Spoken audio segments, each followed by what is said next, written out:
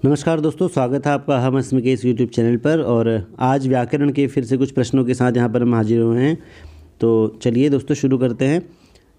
यदि आप इस चैनल पर नए हैं तो सब्सक्राइब कीजिए इस चैनल को और लाइक कीजिए इस वीडियो को, शेयर कीजिए अपने दोस्तों के साथ। और व्याकरण के 50 मोस्ट इम्पॉर्टेंट प्रश्नों को लेकर यहाँ पर आज इस वीडियो को बनाया गया है, जिसमें से मुख्य रूप से स्त्री प्रत्यय को केंद्र में रखा गया है। तो चलिए पहले प्रश्न से शुरू करते हैं। पहला प्रश्न जो है वो प्रातिपदिक से ही है। धातु से निम्नलिखित में से किसका विधान होता है? 4 ऑप्शन हैं, सुप या तिंग या तद्धित या अव्यय। अव्यय तो आप जानते हैं अव्यय कोई प्रत्यय नहीं है, तो धातु से अव्यय का विधान तो नहीं होता है। ठीक है। तद्धित का विधान भी धातु से नहीं होता है। सुप जो है वो प्रातिपदिक से उनका विधान होता है। और बचे तिंग, तिप तजी सिप थस्तम इप वस्मस त आताम झ था साताम थम इड भी महिंग, ये जो 9 प्रत्यय हैं ये तिंग प्रत्यय कहलाते हैं और धातु से इन्हीं का विधान होता है। और इस तरह से फिर 10 लकारों में रूप चलते हैं, प्रथम पुरुष, मध्यम पुरुष, उत्तम पुरुष और एकवचन, द्विवचन, बहुवचन के रूप में। ठीक है। तो धातु से निम्नलिखित में से तिंग प्रत्ययों का विधान होता है। इसका सही आंसर है बी। आगे चलते हैं। अगला प्रश्न है, अजा में कौन सा प्रत्यय है? ये स्त्री प्रत्यय से ही क्वेश्चन आया है। 4 ऑप्शन है, टाप, चाप, डाप या गीप। तो अजा में जो है टाप प्रत्यय है, ए इसका सही आंसर है। सूत्र है अजाद्यतस्टाप।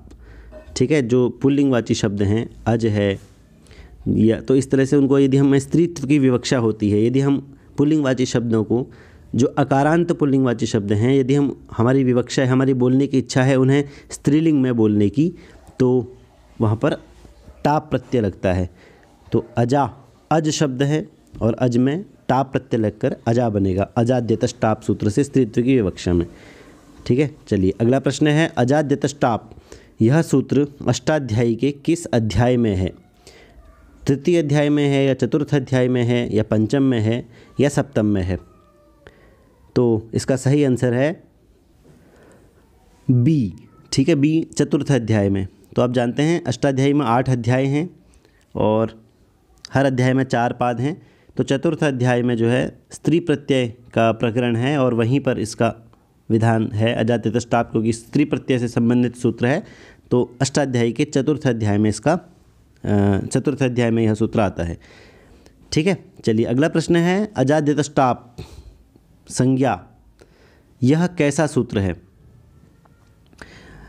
संज्ञा शब्द जो है यहाँ पर इसको मिसप्रिंट हो गया है, इसको काट दीजिए। तो अजाद्यतस्टाप यह कैसा सूत्र है? आप जानते हैं सूत्र कितने ही प्रकार के होते हैं, संज्ञा च, परिभाषा च, विधिर नियम एवं च, अतिदेशोधिकारश्च, षड्विधम सूत्र लक्षणम। ये कारिका सूत्र के लिए प्रचलित है। तो 6 प्रकार के सूत्र होते हैं, संज्ञा, परिभाषा, विधि, नियम, अधिकार और अतिदेश। तो इनमें से जो अजाद्यतस्टाप सूत्र जो है ये किस सूत्र के अंतर्गत हम इसको रख सकते हैं? तो इसका सही आंसर है विधि सूत्र, क्योंकि अजाद्यतस्टाप यह जो सूत्र है ये टाप प्रत्यय का विधान करता है। ठीक है। पुल्लिंगवाची शब्दों को स्त्रीत्व की विवक्षा में टाप प्रत्यय का विधान करता है, इसलिए इसको विधि सूत्र कहा जाता है। संज्ञा सूत्र होते हैं जैसे परः सन्निकर्ष है, संहिता, वो संहिता करता है। ठीक है। इस तरह से अलग अलग सूत्र होते हैं। तो यह जो सूत्र है ये विधि सूत्र है। अगला प्रश्न है, मूषिका शब्द में किस सूत्र से स्त्री प्रत्यय हुआ है? हमारे जो ऑप्शन है वो हैं डाबू भाभ्याम अन्यतरश्याम, अजाद्यतस्टाप, उगितश्च और वयसी प्रथमे। तो इसका सही आंसर है अजाद्यतस्टाप। टाप प्रत्यय से ही ये प्रश्न आ रहे हैं। मूषक शब्द है स्त्रीत्व की विवक्षा में मूषिका। ठीक है। टाप प्रत्यय लगेगा, टाप का ट की संज्ञा हो जाएगी, लसक व तद्धिते से बचेगा आप, और इस तरह से फिर पौ की भलंत्यम से संज्ञा हो जाएगी और तस्य लोप से लोप होकर के बचेगा आ और मूषिका बनेगा। तो इसका सही आंसर है बी, अजाद्यतस्टाप। अगला प्रश्न है, उगितश्च सूत्र से किस प्रत्यय का विधान होता है? ऑप्शन है गीप, गीश, गीन या ती। तो उगितश्च सूत्र जो है वह गीप प्रत्यय का विधान करता है, गीप प्रत्यय। ठीक है। इसका सही आंसर है ए, गीप प्रत्यय। अगला प्रश्न है, भवंती में कौन सा स्त्री प्रत्यय है? गीश, गीन, ती या गीप। तो भवंती जो शब्द है इसमें गीप प्रत्यय है। ठीक है, सही आंसर इसका डी, गीप। अगला प्रश्न है उगिदंत प्रातिपदिक से स्त्रीत्व में कौन सा प्रत्यय आता है? तो अभी हमने सूत्र पढ़ा था उगितश्च, तो उगितश्च सूत्र जो है वो गीप प्रत्यय का विधान करता है, तो इसका सही आंसर हो जाएगा गीप, बी। ठीक है, उगिदंत प्रातिपदिक से स्त्रीत्व की विवक्षा में कौन सा प्रत्यय आता है? तो गीप प्रत्यय आता है। उगिदंत किसे कहते हैं? उक। ठीक है, उक में कौन क्या क्या चीज़ें आती हैं? आई, उण, रील, रिक। तो ऊ से शुरू करेंगे, क जहाँ पर आ जाएगा वहाँ पर रुक जाएंगे। ऊ, रील, री, इनकी ईद संज्ञा हुई हो जहाँ पर, तो उसे कहेंगे उक। ठीक है, तो अगर वहाँ पर किसी उसकी ईद संज्ञा हुई है तो ऐसा प्रातिपदिक जो होगा उसमें स्त्रीत्व की विवक्षा में, मतलब यदि हम उस प्रातिपदिक को स्त्री वाचक शब्द में बोलना चाहेंगे तो वहाँ पर गीप प्रत्यय होगा उगितश्च सूत्र से। ठीक है, इसका सही आंसर हो जाएगा बी, गीप। अगला प्रश्न है निम्नलिखित में से किसमें गीप प्रत्यय लगा हुआ है? ऑप्शन है युवती ही, गोपी, पचंती और वहवी। तो इसका सही आंसर है पचंती। ठीक है, पचंती में यहाँ पर गीप प्रत्यय लगा हुआ है, सी इसका सही आंसर है। अगला प्रश्न है कुरुचरी में किस सूत्र से स्त्री प्रत्यय हुआ है? और ऑप्शन है हमारे पास, ये जो है एक बड़ा सूत्र है, शॉर्ट में यहाँ पर लिखा हुआ है, असल में ये सूत्र है टिट ढाणय द्वय सज दघनय मात्रा च तय ठक ठय कई क्वरप है, इस तरह से ये सूत्र है। और अगला ऑप्शन है उगितश्च, फिर है वयसी प्रथमे और पुंग योगादाख्याम। इसका सही आंसर है ए, टिट ढाणय द्वय सच दघनय मात्रा च तय ठक ठय कई क्वरप है। इस सूत्र से कुरुचरी में स्त्री प्रत्यय का विधान यहाँ पर हुआ है। ठीक है, अगला प्रश्न है ऐन्द्री। इस सूत्र में ऐन्द्री शब्द में किस सूत्र से गीप प्रत्यय हुआ है? तो इसका सही आंसर जो है वो है यही जो अभी हमने सूत्र बोला, टिट ढाणय द्वय सच दघनय, ये बहुत बड़ा सूत्र है और ऐन्द्री में भी इसी सूत्र से गीप प्रत्यय हुआ है। असल में ये बड़ा सूत्र जो है ये गीप प्रत्यय का ही विधान करता है, तो डी इसका सही आंसर है। आप इन उदाहरणों को याद रखिएगा, उनके सूत्रों को याद रखिएगा। अगला प्रश्न है तयप प्रत्ययांत प्रातिपदिक से स्त्रीत्व में कौन सा प्रत्यय आता है? ठीक है, तो इसका ऑप्शन है ऊंग, गीश, गीन या गीप। तो इसका सही आंसर है गीप।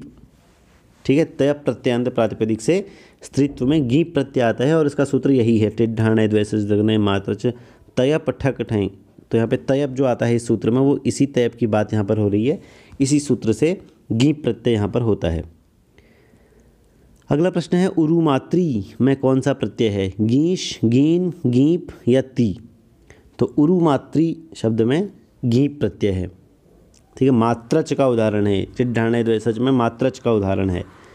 अगला प्रश्न है उरुमात्र। इस प्रातिपदिक में स्त्रीत्व में गीप आता है, क्यों? क्योंकि यह ययंत है, यह मात्रच प्रत्ययांत है, यह उगित है या यह द्विगु समास का है। तो इसका सही आंसर जो है वो है क्योंकि यह मात्रच प्रत्ययांत है। ठीक है, इसीलिए यहाँ पर गीप प्रत्यय आता है। टिट ढाणय द्वय सच दघनय मात्रच, ये जो सूत्र में मात्रच शब्द आया है इससे यहाँ पर गीप प्रत्यय का विधान होता है। तो मात्रच प्रत्ययांत होने के कारण उरु मात्र में गीप प्रत्यय आता है। अगला प्रश्न है इत्वरी में कौन सा स्त्री प्रत्यय है? गीप है, गीश है, गीन है या ती प्रत्यय है? तो इत्वरी में गीप प्रत्यय है, ए इसका सही आंसर हो जाएगा। अगला प्रश्न है लावणिकी में कौन सा स्त्री प्रत्यय है? तो इसका सही आंसर जो है वो है, मतलब इसका जो ऑप्शन है वो है गीप, गीश, गीन या ती। तो लावणिकी में गीप प्रत्यय ही है। ठीक है, इसका सही आंसर ए है। हम एक काम करेंगे, जब ये व्याकरण से संबंधित सभी प्रश्नों को आपके सामने रख दिया जाएगा क्वेश्चन बैंक को, तो इसके बाद जितने भी प्रकरणों से प्रश्न आए हुए हैं, जैसे मान लीजिए अभी स्त्री प्रत्यय चल रहा है, तो स्त्री प्रत्यय का पूरा एक चार्ट बनाकर आपके सामने रख देंगे। ठीक है, और उसमें सभी उदाहरणों को उनके सूत्र से संबंध करके और कौन सा प्रत्यय उनमें है, इस तरह से एक चार्ट के माध्यम से, एक डायग्राम के माध्यम से आपके सामने रख दिया जाएगा, जिससे कि सभी जो सब्जेक्ट है वो क्लियर हो जाएगा। एक तरह से स्त्री प्रत्यय में पता चल जाएगा कि किस सूत्र से किस प्रत्यय का विधान होता है और इसके उदाहरण कौन कौन से हैं।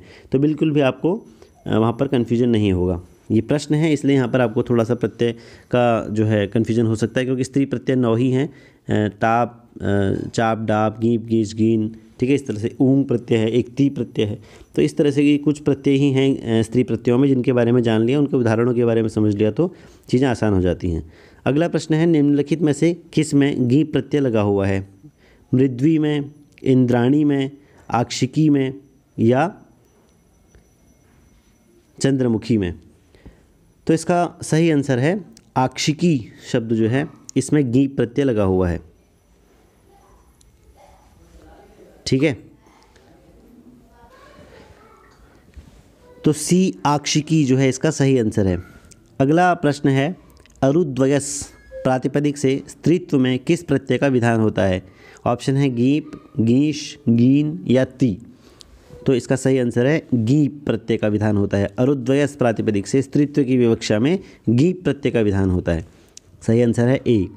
अगला प्रश्न है, सौपर्णेयी में किस सूत्र से गीप प्रत्यय हुआ है? ऑप्शन है उगीतश्च, दूसरा ऑप्शन है वही टिड्ढाणय द्वयसज दग्न जो गीप प्रत्यय का विधान करता है सूत्र, तीसरा ऑप्शन है वयसी प्रतिमय और चौथा है द्विगोह। तो इसका सही आंसर है गीप प्रत्यय जो है इनमें से टिड्ढाणय सूत्र से ही हुआ है, ठीक है। टिड्ढाणय अण, ठीक है। टिड्ढाणय द्वयसज दग्न मात्रज तया पठ कठय कई कोरपः, इस तरह से एक लंबा सूत्र है जो अलग अलग प्रत्ययों का विधान इसमें होता है और गीप प्रत्यय ये करता है। इन प्रत्ययों से जुड़े हुए शब्दों में स्त्रीत्व की विवक्षा में गीप प्रत्यय का विधान ये सूत्र करता है। तो सौपर्णेयी में इसी सूत्र से गीप हुआ है, बी इसका सही आंसर है। तो अगला प्रश्न है, नर्तकी में किस सूत्र से गीप नहीं है, यहाँ पर गीश प्रत्यय है, ठीक है। तो यहाँ पर प्रिंटिंग मिस्टेक है, गीश प्रत्यय हुआ है। तो हमारे जो ऑप्शन है वह है क्तादल्पाख्यायाम, वो तो गुणवचनात्, शिद गौरादिभ्यश्च और पुंग योगादाख्यायाम। तो इसका सही आंसर है शिद गौरादिभ्यश्च। इस सूत्र से यहाँ पर गीश प्रत्यय हुआ है, ठीक है। चलिए आगे चलते हैं। अगला प्रश्न है, शिद गौरादिभ्यश्च सूत्र से किस प्रत्यय का विधान होता है? तो अभी हमने जाना है कि शिद गौरादिभ्यश्च सूत्र जो है वो गीश प्रत्यय का विधान करता है और चार ऑप्शन हमारे पास गीश, गीन, टाप और गीप है। तो इसका पहला जो ए ऑप्शन है गीश, वही जो इसका सही आंसर है, ठीक है। शिद गौरादिभ्यश्च सूत्र से गीश प्रत्यय का विधान होता है। शिद गौरादिभ्यश्च सूत्र कहता क्या है कि जिस शब्द में श की संज्ञा हुई हो, ठीक है, जो श है इसकी इत संज्ञा हुई हो, अगर मूर्धन्य श की इत संज्ञा हुई हो, या फिर वह शब्द गौरादिगण में पठित हो। गौरादिगण, गौरादिगण का मतलब एक ऐसा गण जिसका पहला शब्द गौर है तो उसको गौरादिगण कहेंगे। तो गौरादिगण पठित शब्द में गण में वो शब्द हो, या फिर ऐसा शब्द जिसमें श की इत संज्ञा हुई हो, उनमें स्त्रीत्व की विवक्षा जब होगी, उन प्रत्ययों को यदि हम स्त्रीत्व की विवक्षा में बोलना चाहेंगे, स्त्रीवाचक बनाकर बोलना चाहेंगे, तो वहाँ पर शिद गौरादिभ्यश्च सूत्र से गीश प्रत्यय का विधान हो जाएगा, ठीक है। तो ये इसका अर्थ है शिद गौरादिभ्यश्च का। गौरी शब्द में कौन सा स्त्री प्रत्यय है? ये अगला प्रश्न है। इसके ऑप्शन है गीश, गीप, गीन और ती। तो सीधी सी बात है, गौरी शब्द गौरादिगण में आता है और शिद गौरादिभ्यश्च सूत्र इसमें गीश प्रत्यय का विधान होता है। तो 73 का प्रश्न जो है, गौरी में कौन सा स्त्री प्रत्यय है? तो इसका सही आंसर हो जाएगा गीश प्रत्यय, ठीक है। चलिए अगले प्रश्न पर चलते हैं। अगला प्रश्न है, निम्नलिखित में से किसमें गीश का विधान हुआ है? ऐन्द्री, भवंती, गौरी या आक्षिकी। तो गौरी शब्द जो है वो गौरादिगण का है और शिद गौरादिभ्यश्च सूत्र से ही इसमें गीश प्रत्यय का विधान होता है। यहाँ पर एक ही तरह के आपको 4 प्रश्न देखने को मिल रहे होंगे। वो ये बताने का प्रयास हम कर रहे हैं कि एक ही प्रश्न से किसी तरह से घुमा घुमा के प्रश्न यहाँ पर पूछे जाते हैं, तो आपको कंफ्यूज नहीं होना है। ताकि आप कंफ्यूज ना हो, आपको अच्छे से वो दिमाग में बैठ जाए बात, इसके लिए एक ही प्रश्न को हमने 4 प्रकार से यहाँ पर, या 5 प्रकार से या 3 प्रकार से अलग अलग तरीके से आपके दिमाग में बैठाने का प्रयास यहाँ पर किया है। ये नहीं है कि यहाँ पे प्रश्नों का अभाव था तो ज़बरदस्ती टाइम पास हो रहा है, ठीक है। तो अलग अलग एक ही प्रश्न से कई तरह के प्रश्न पूछे जा सकते हैं एक ही सूत्र से। तो वो क्या तरीका हो सकता है, इसीलिए जो है यहाँ पर हम एक सूत्र से अनेक प्रकार के प्रश्नों को यहाँ पर बना रहे हैं। अगला प्रश्न है, कुमारी में किस सूत्र से गीप हुआ है? ठीक है, तो इसके ऑप्शन है वयसी, इसके ऑप्शन है उगीतश्च, दूसरा ऑप्शन है टिड्ढाणे द्वैसज, ये बड़ा सूत्र जो है गीप प्रत्यय करता है यह। और तीसरा ऑप्शन है वयसी प्रथिमे। और चौथा ऑप्शन है पुरुषात् प्रमाणो अन्यतरिष्याम। तो कुमार शब्द जो है वो एक वय का वाचक है, ठीक है, एक उम्र का वाचक है, ठीक है, कुमार या फिर युवा, ठीक है।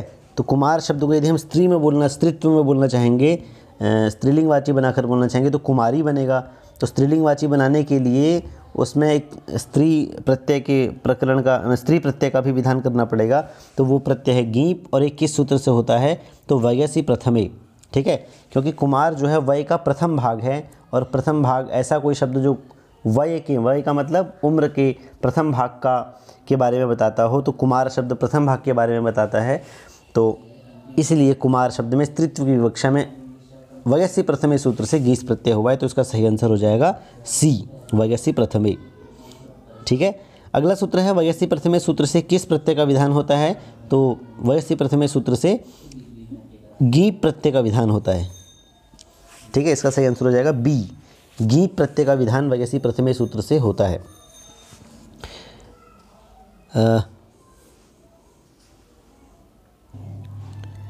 अगला प्रश्न है वधूटी में कौन सा स्त्री प्रत्यय है। ऑप्शन है हमारे पास गीप, गीन, गीश और टाप, ठीक है।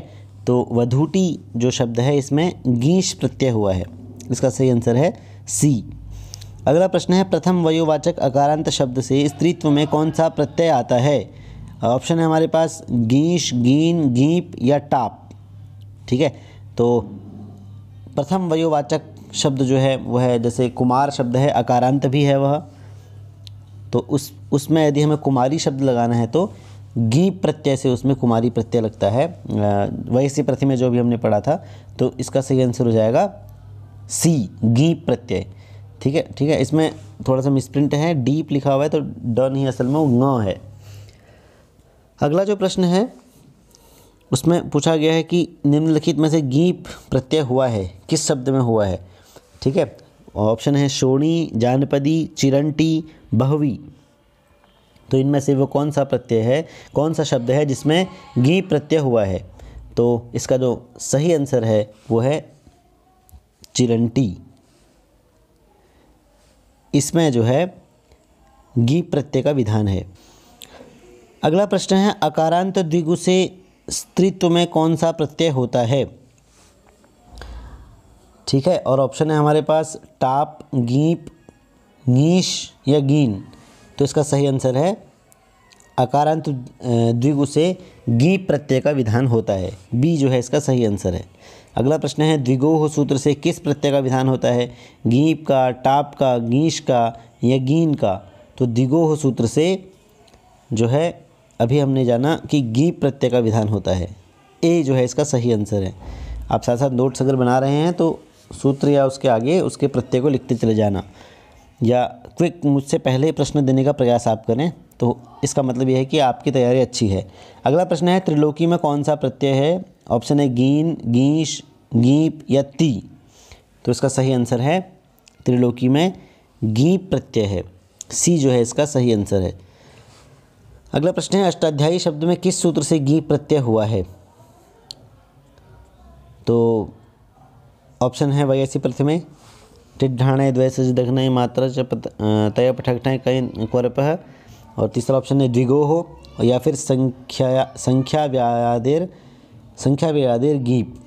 इन चार सूत्रों में से अष्टाध्यायी शब्द में किस सूत्र से गीप प्रत्यय हुआ है। तो इसका सही आंसर है सी, द्विगोह से अष्टाध्यायी शब्द में गीप प्रत्यय का विधान हुआ है। अगला प्रश्न है निम्नलिखित में से किसमें गीप प्रत्यय हुआ है। स्थली, रात्रि, त्रिलोकी या गोपी। तो इसका सही आंसर है त्रिलोकी, सी जो है इसका सही आंसर है, त्रिलोकी में गीप प्रत्यय हुआ है। अगला प्रश्न है त्रिफला में किस सूत्र से स्त्री प्रत्यय हुआ है। ऑप्शन है द्विगोह, संख्या व्यादेर गीप, वयसी प्रथमे, अजाद्यतष्टाप। तो इसका सही आंसर है कि त्रिफला जो है इसमें अजाद्यतष्टाप से टाप प्रत्यय हुआ है, तो डी जो है इसका सही आंसर हो जाएगा, ठीक है। अगला प्रश्न है उकारांत गुणवाचक शब्द से स्त्रीत्व में कौन सा प्रत्यय आता है। गीप, गीश, गीन या ती। तो इसका सही आंसर है उकारांत गुणवाचक शब्द से स्त्रीत्व में गीश प्रत्यय का विधान होता है। ठीक है, चलिए इसका सही आंसर हो जाएगा बी। अगला प्रश्न है, वो तो गुणवचनात् सूत्र से किस प्रत्यय का विधान होता है? गीप, गीन, गीश या ऊंग। तो इसका सही आंसर है वो तो गुणवचनात् सूत्र से गीश प्रत्यय का विधान होता है। सी जो है इसका सही आंसर हो जाएगा। अगला प्रश्न है, मृद्वी में कौन सा प्रत्यय है? मृदु शब्द जो है वो गुणवाचक शब्द है, और गुणवाचक शब्द में कौन सा स्त्री प्रत्यय है? मृद्वी जब बनाएंगे तो गीप है, गीन है, ऊंग है या ती है। ठीक है, तो इनमें से कौन सा प्रत्यय है? तो असल में यहाँ पर जो चौथा ऑप्शन है वो गीश है। ठीक है, ती नहीं है, गीश है। तो मृद्वी शब्द में मृदु शब्द है और स्त्रीत्व की विवक्षा में गीश प्रत्यय यहाँ पर हुआ है। डी जो है इसका सही आंसर है। ती को आप काट दीजिए, मिसप्रिंट हुआ है, थोड़ा बहुत गलतियाँ हो गई हैं। स्त्रीत्व बोधक मृदु शब्द में कौन सा स्त्री प्रत्यय है? तो अभी हमने जाना इसमें गीश प्रत्यय है। ठीक है, वो तो गुणवचनात् सूत्र से हुआ है, तो गीश प्रत्यय का विधान है। स्त्रीत्व बोधक शब्द में मृदु शब्द जो है वो स्त्रीत्व बोधक अगर हम इसको बोलना चाहेंगे तो वो तो गुणवचनात् सूत्र से गीश प्रत्यय का विधान यहाँ पर हुआ है। अगले प्रश्न पर हम चलेंगे। तो मृद्वी का पुल्लिंगवाचक शब्द क्या है? तो आपको पता है कि मृद्वी शब्द जो है वो गुणवाचक शब्द है और मृदु शब्द जो है इसका पुल्लिंगवाचक शब्द है। तो सी जो है इसका सही आंसर हो जाएगा। अगला प्रश्न है, निम्नलिखित में से किस में कोई भी स्त्री प्रत्यय नहीं है? तो अजा, युवती, मृदु या रात्रि। तो इनमें से एक शब्द हमें ऐसा बताना है जिसमें स्त्री प्रत्यय, एक भी स्त्री प्रत्यय नहीं है। तो वो कौन सा है? तो आप देखेंगे कि अजा में तो टाप है ही, ठीक है, और यहाँ पर जो है मृदु शब्द जो है इसमें कोई भी स्त्री प्रत्यय नहीं है, क्योंकि मृदु शब्द जो है गुणवाचक शब्द है और गुणवाचक शब्द को स्त्रीत्व की विवक्षा में गीश प्रत्यय हो जाता है, मृद्वी बन जाता है। तो सी जो है इसका सही आंसर हो जाएगा। इसमें कोई भी स्त्री प्रत्यय अभी नहीं लगा हुआ है। अगले प्रश्न में है कि निम्नलिखित में से गीश प्रत्यय किस में है? पापी में है, सुरागी में है, द्विपुरुषी में है या मृद्वी में है?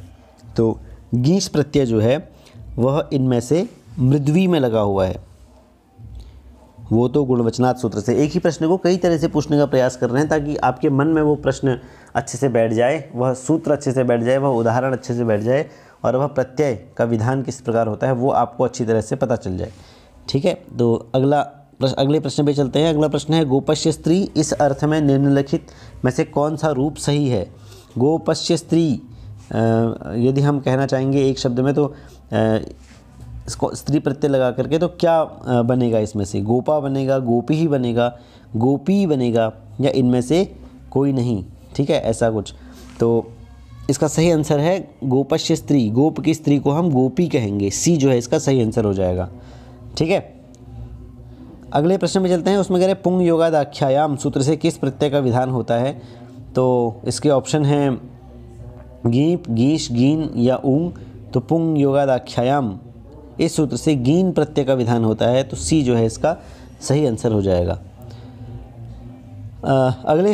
माफ़ कीजिएगा, पुंग योगादाख्यायाम सूत्र से गीन प्रत्यय का विधान नहीं होता, गीश प्रत्यय का विधान होता है। बी जो है इसका सही आंसर है। अगले प्रश्न पर चलेंगे। कह रहे हैं कि सूर्यस्य मानुषी स्त्री इस अर्थ में निम्नलिखित में से कौन सा रूप सही है? सूर्या, सूर्यी, सूरी या सूर्यी ही?